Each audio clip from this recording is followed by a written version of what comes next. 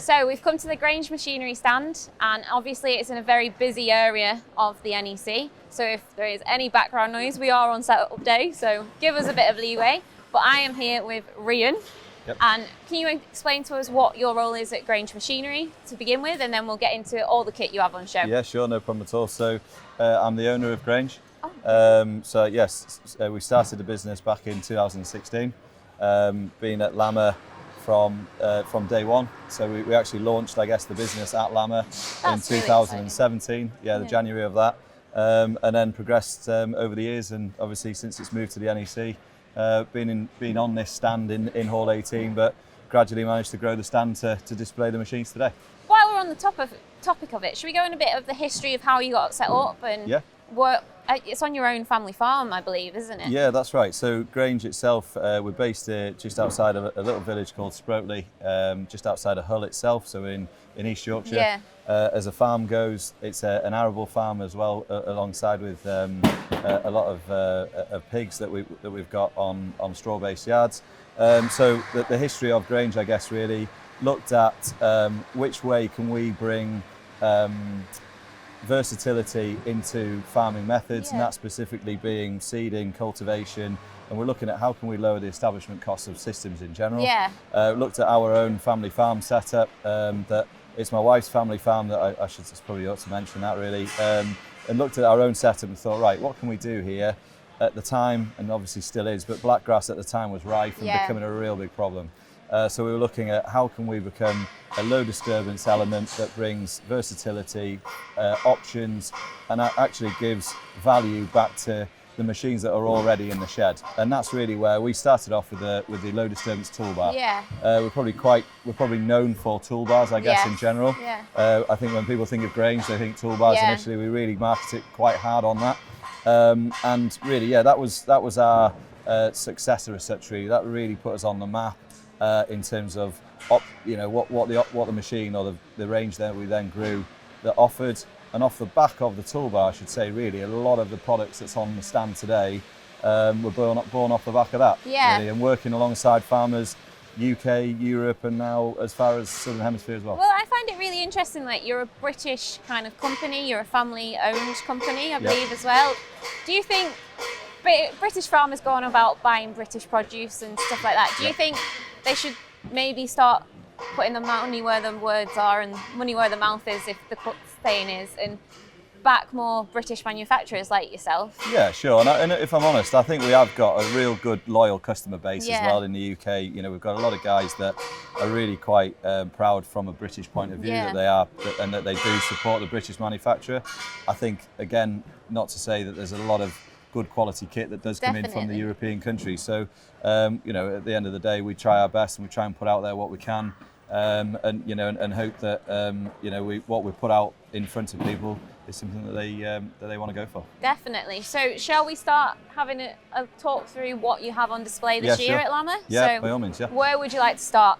We'll probably, if you want, we'll go sort of from front of the stand backwards. So. New product altogether this year. Brand new release. Brand new release at LAMMA. So it's the front mounted disc bar. We've gone with a 6 metre one for the show.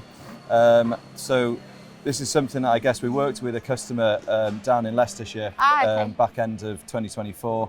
Something that they looked at, and I think from talking and looking at the progression of where we could take this, is something that would fit in with the tine drill toolbar that we've got behind us here. Or not just the tine drill, but also fits in with some of our looseners, toolbar options that we have as well. Basically, what we have here is a front-mounted, full width front cutting discs. On the machine today, we've got the 8-wave disc on there. So the idea of this, it will aid in chopping any form of trash, adds a cultivation process in front of the actual tractor. It's in front of the tractor prior to, be it one of our toolbars with a cultivator behind or toolbars and drill. Idea of this really is that we're becoming more of a one-pass cultivation or a one-pass seeding option really. So is it also, as SFI and cover crops become more used, absolutely. Is that kind of... Yeah, we're trying to handle residue, the volume of trash that is now being left on the top of fields really. We're seeing stubble heights becoming a lot higher than what they have been traditionally. So our mat layer of trash as such is generally higher. that needs to go through the machine. So this is where this machine comes in and cuts all of that down and just makes trash flow in general easier. But again, it's other sort of byproduct of it really is that we get that cultivation process in front. Yeah, definitely. So if we move on as well to the top till cultivator, so this is your 3-in-1, isn't it? This is, yeah. So in this machine, we offer it in 3, 4 and up to 6 metre working widths. They're all fully mounted at this moment in time. We've got a number of these out now and they've gone really well for us, to be fair. We launched the product at Cereals last summer. So the idea again behind this was really born from our strip till machine. We actually haven't bought the strip till to the show this year. We felt that this probably needed a bit more light on it and give it a bit more attention really. So the idea of this was the strip till machine was only cultivating in rows of either 0.5 metre or 75 centimetres. From displaying that to customers across the UK, we got feedback of really like the machine, but actually maybe strip till isn't quite the way we're thinking of going. Can we have a lot of this feature in here, but bring a full width cultivator into play? So looked at it, like always, pen to paper, and start put our thinking hats on as such really. And ultimately looked at, right, how can we offer, again, flexibility, versatility to the end user. At the moment, we feel that the prices of cultivation, machinery in general really is, they're well up there. Definitely. And we've got to make it quite justifiable for what people are looking at. What we have in the 3-in-1 that you mentioned really is that you've got the ability to have a full cultivator right the way through the machine. We've got hydraulic front discs, which we can have in or out. We can back the legs out completely if we want to. There's a feature that we can do that allows it to then just use the rear disc system on the back. So you've got a shallow disc cultivator on the top, or you can back the discs out altogether, hydraulically that is, and you end up with a low disturbance loosener. So you end up with quite a versatile machine. It's a very versatile machine, and the fact that it comes in different specs as well for the end user, it kind of maximises its buyer base really, doesn't it? Yeah, absolutely, that's right. And I think what the customers that have bought and invested in one of these now, we now tend to find that we're fitting seeders to these units and so on as well, and it does become quite a cost-effective cover crop establishment tool as well. So a lot of our machines that's on the stand, a lot of them are modular in the fact that we start off with a core product that we're wanting it to do, and then slowly we start to build it to try and add as much value to the product as we can really. So just as an idea, from kind of pen on paper like you said to this end product, how long does that take you? The top till, for example, that probably took somewhere in the region of just over 2 years to develop really, because we're going off the strip till machine, where we had a lot of feedback, a lot of product knowledge, I guess, that we gained back off that machine. Granted, there's a little bit of a spin-off on this that's slightly different from the strip till, but a lot of the core concept is the same. So frame strength, geometry, dimensions, all of those things that we were pretty happy with. It was just a case of how do we actually just transform it to become a new model altogether. That's right. And obviously we work across the whole of the UK. There's some of these machines now that are working out in Europe. And some of them have also gone out to the Southern Hemisphere as well. So exciting. We're working on different soil types, different soil conditions, the full lot. So you think you're there, but you're never quite there. No, always something that can be tweaked. Got to keep moving, that's right. Definitely. So further back, what do we have back there? At the back, that's our heavy-duty track eradicator. So that machine really is being developed sort of more specifically for CTF customers.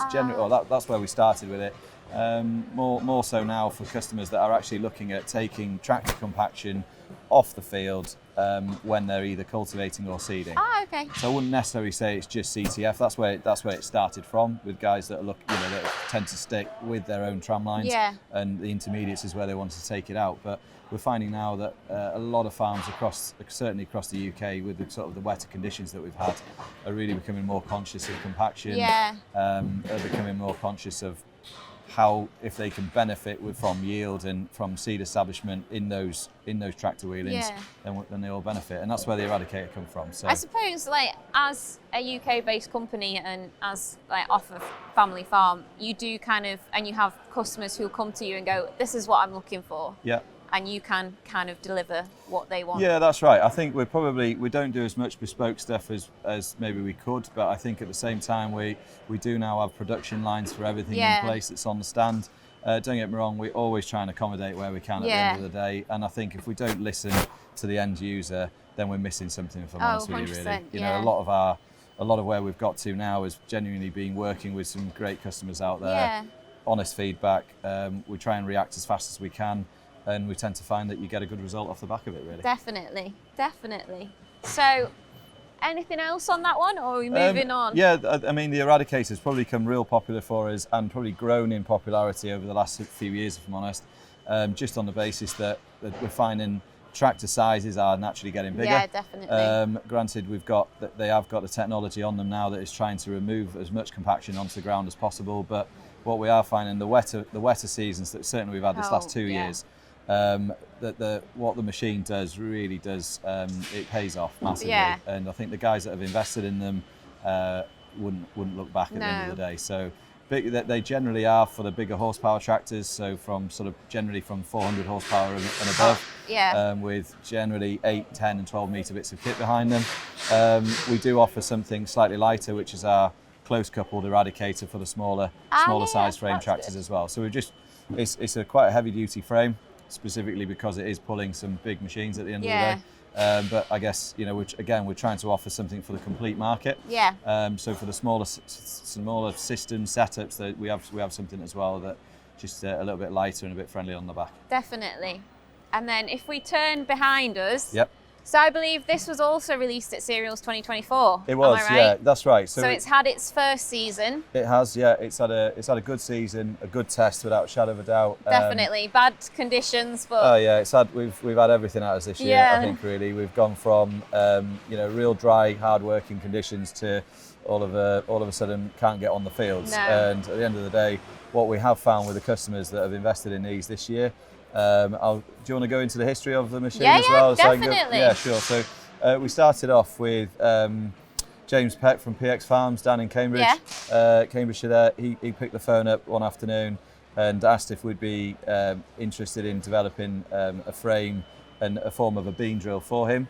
Good customer of ours is James, and great guy really. Do a lot with him, and sort of sat back and felt that where we were in our sort of position as a business, we'd been really focused on low disturbance loosening in general, and we felt that the move to direct seeding or seeding in general actually wasn't too far of a step really. A lot of our machines we can seed with today, be it cover crop, oilseed rape and so on as it is. So, and I think it was a natural progression for us to move that in that direction. So worked alongside James to develop a frame and ultimately develop a bean drill for him. We let that work away really for the last sort of 4 seasons. Superb feedback, I guess, is probably what we're really pleased about.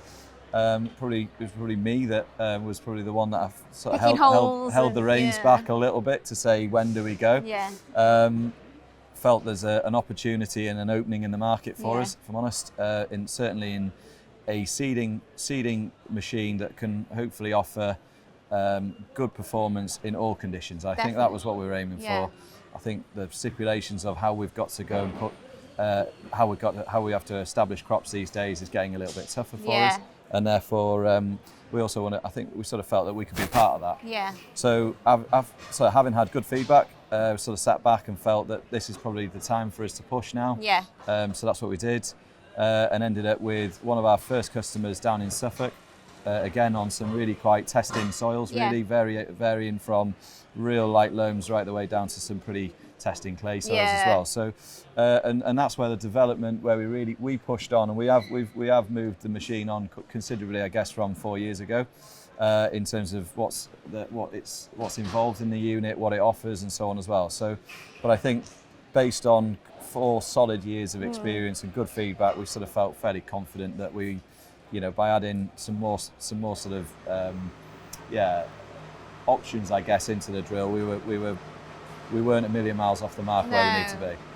And I'm glad to say, really, we've worked alongside the guys in Suffolk and various other customers as well. We've now, from Serials, actually just added a few more options into the machines in terms of just more from the finishing part of the unit. We've offered now a hydraulic levelling system at the back, and then a Z-tine harrow system as well. So, and I think that just actually adds again a little bit more options to the operator in the tractor to tweak as he's going through the fields, really. So, and I think fair to say everything that's been drilled this year, everyone's really quite pleased with. Oh, good, because it definitely kind of drilling season seems to get shorter and shorter. Absolutely, windows. Yeah.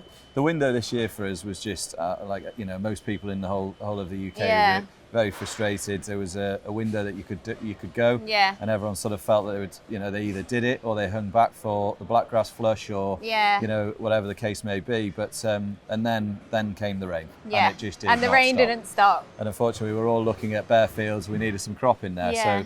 No, I'm really pleased to say the guys who actually had the tine drill on farm this year, they were drilling in conditions where weren't maybe brilliant. But if you have to go, you have to go. You do, and they were going with this machine where the sort of the trailed machine in the shed would just not run at all. No. So I think that was absolutely it was a good sort of. Good season to really test the machine's capabilities, because I think we all like to go in good conditions. We all like it when everything's perfect, but when it works and works well in not so good conditions, that's it. It's the way you can talk about it now and say it's managed the past 6 months kind of thing. There you go. And the crop itself, to be fair, which is the important bit, is looking superb, really. Well, so brilliant. Up and away on that front, really. So no, we're from a rear tine drill now. We're going into 2025 offering this from a 3 metre. We just had a new 3 metre head out to New Zealand a couple of weeks ago, just after the Christmas break. We're offering in 4 metres, 4.5, 5 and 6. So hopefully we should cater for everybody out there. Yeah, definitely. And I think the other key thing to also mention is this year now we'll be offering a front tank. So Grange will be able to supply the full system front and right from front tractor right to the back. Ah, okay, yeah. So very good. Yep. So as we head further back in your show stand, yep. Tell us a little bit about the two right at the back. Am I right in thinking one of them's a new release again? That's right. Yeah, absolutely. It's something again.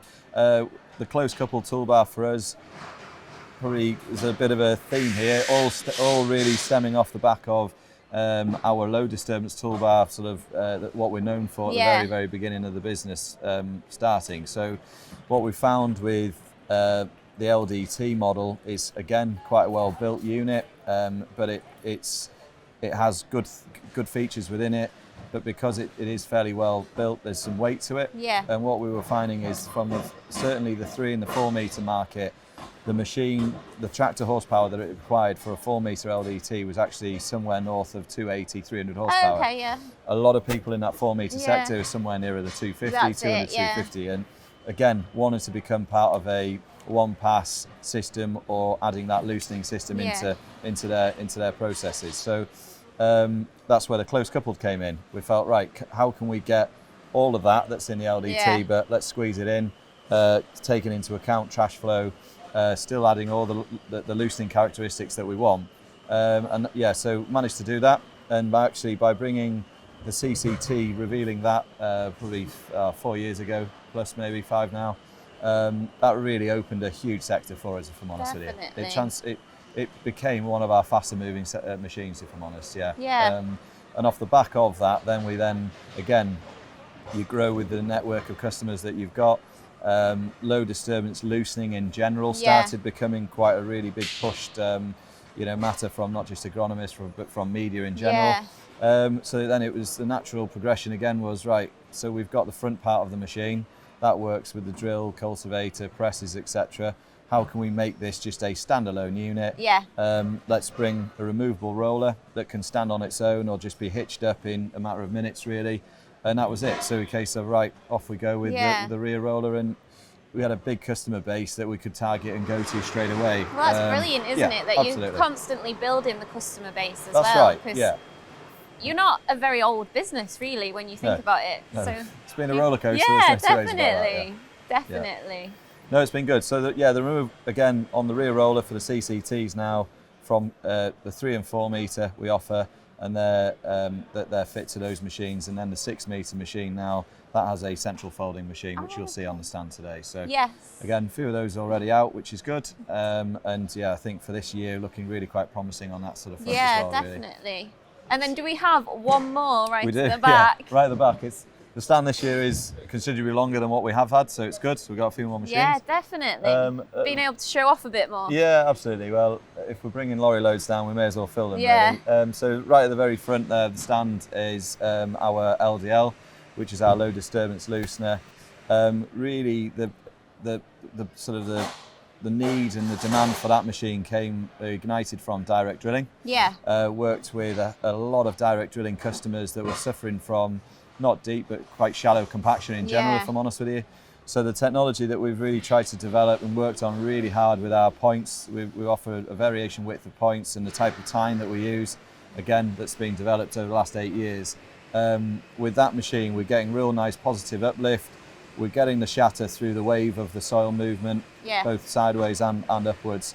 And by that, we're getting good structure then for water, for rooting and everything else that happens within that crop wants. Adding that system into a direct drilling system initially allowed then for us to actually have good productive crops from hedge to hedge really, instead of having compaction areas where it was quite visible in the fields. So that's where the machine really sort of started to sort of land, and that's where we sort of really launched it. From there, really, I think now the LDL's probably become quite a good seller across all forms and methods of farming. Yeah, really. Definitely. You know, direct drilling, min tilling, all conventional. We're selling them throughout all you know, the full. Yeah, and I think what's coming across is you are aiming for many different customer bases, but you're also working with those customer bases to kind of take the business forward and improve and see what you can make next, I guess. That's right. And to be fair, you know, it's the guys on the ground, it is the farmers out there that are sat on the seats that are thinking about how could this be better, or is there such a machine that is available. And when, you know, at the end of the day, we've got to talk to them. They are, you know, they're brilliant. They are our sort of designers in some respects, because they flag up the ideas or something that might be a spin-off what we've already got. So a lot of, like I said, from the beginning really, a lot of what we've got on stand has been development from something that we already have in the field, or actually starting on a new fresh piece of paper with an idea that someone's had. And I think when the same ideas come back in 10, 15, 20 times, we feel there's probably a bit of a demand there. Definitely. It's been really interesting to talk to you, because you have kind of knowledge throughout the whole process. Which I feel like a lot of stands might not have that in as much as you do, which is really interesting. It's been really brilliant to talk to you and see your stand.